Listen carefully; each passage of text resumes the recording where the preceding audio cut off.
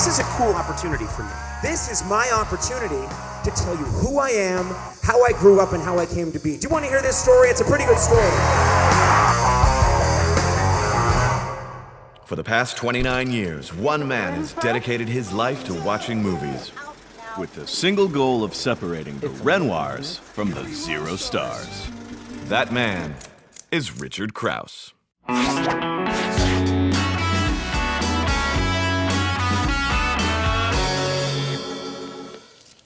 Oh, good. You're here. Welcome to This Week on Movies. Our theme this week is secrets and lies. My gift is a play. Play?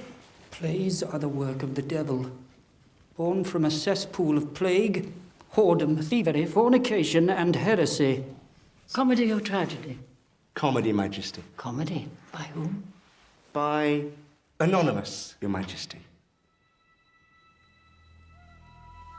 Anonymous. Anonymous is all about secrets and lies. From director Roland Emmerich comes a story that is set in the place where politics and art intersect. Reza Fons plays the Earl of Oxford, who the movie claims wrote all of Shakespeare's plays, but chose to remain anonymous.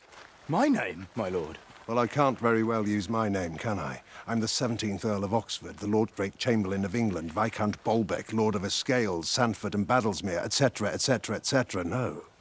I have a reputation to protect. Now, there's a lot going on in this movie. There's the Shakespearean subplot, there's the political subplot. It's all kind of mashed together in amongst people in powdered wigs and ruffly shirts who all kind of look the same. So that makes this movie from time to time kind of difficult to follow until the last half hour where it all gels. But the thing that really makes this movie work are the towering performances from Vanessa Redgrave as Queen Elizabeth I and Reza Fons. Tell me some of the things that why you hate him. Well, go down 50 years. It's turned down in the family so long, and if you go along. It's like a tradition. That's the reason he has. Imagine a cross between Fight Club, Snatch, and the Hatfield and McCoys, and you get the documentary Knuckles. Now, this is a fascinating look at the secret lives of Irish travelers who have engaged in a decades-long feud between two families. Now, the feud's gone on for so long that nobody exactly remembers what they're even fighting about anymore, but in this technological age, they taunt one another via text and videos uploaded on YouTube, and then get together and, frankly, beat the hell out of one another. We were taken to a quiet country lane. No family members were allowed to be there in case a gang fight broke out between them. It's a fascinating look at a subculture that you probably don't know very much about. College of Knowledge. Which chick flick was the first movie production allowed to film in New York after the September 11th attacks? That would be Sweet Home Alabama, starring Reese Witherspoon. It came out in 2002. Which teenage actor turned down the role of Ducky in the 1989 release Pretty in Pink? Well, that role almost went to Michael Anthony Hall, but he said no, and John Cryer snapped it up instead. Can you please get one wrong? My job's on the line here. T'as pas une idée, toi, qui pourrait s'amuser à ça? Vous attendez encore quelqu'un? Depuis plusieurs jours, on reçoit des paquets, des coups de fil anonymes. Quittez l'appareil. The premise of Cachet, a psychological thriller from German director Michael Haneke, is an unsettling one. It shows how completely a couple's lives can unravel as they are terrorized by a voyeur who secretly videotapes them. Il a dû rester là un bon moment. La cassette fait plus de 2 heures. Starring Juliette Binoche, this is not an easy film.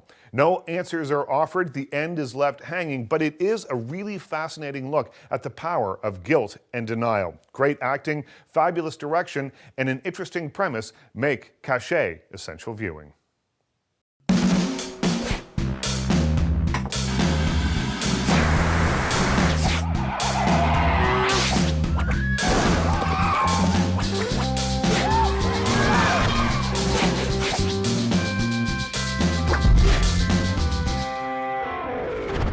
Hi, and welcome to Celebrity Picks. I'm here with hula hoop harlot Melissa Ann.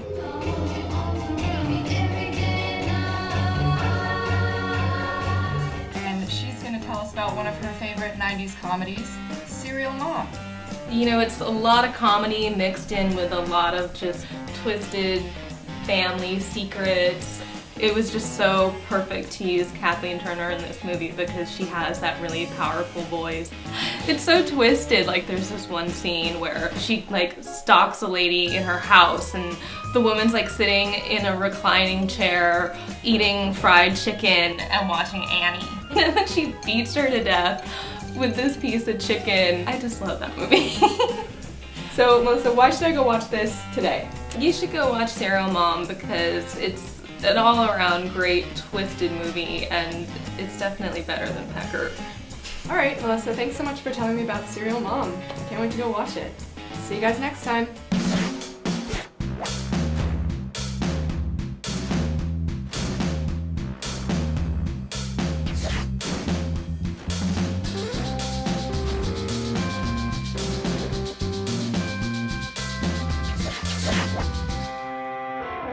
Since half the fun of going to the movies is seeing something unexpected, I can't understand Hollywood's compulsion with giving away plot details in advance. I mean, would a movie like The Sixth Sense been nearly as much fun if you had known about the twist before the opening credits started? I don't think so.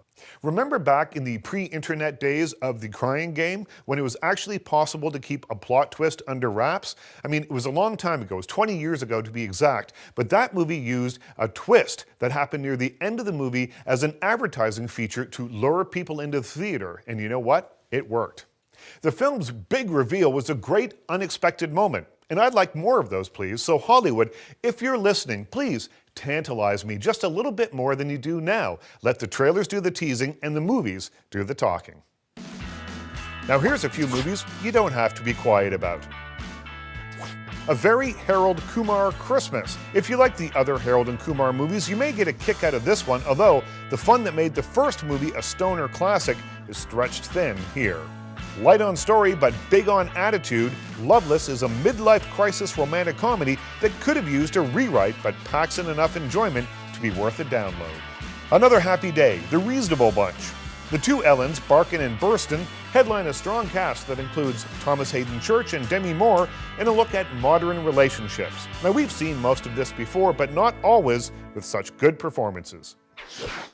Well, that's it for this week's show. Don't tell anybody what we just talked about. Be sure to join us again next week, though, when I tell you about everything that's new and cool and available for download right here on iTunes. In the meantime, remember, I watch bad movies so you don't have to.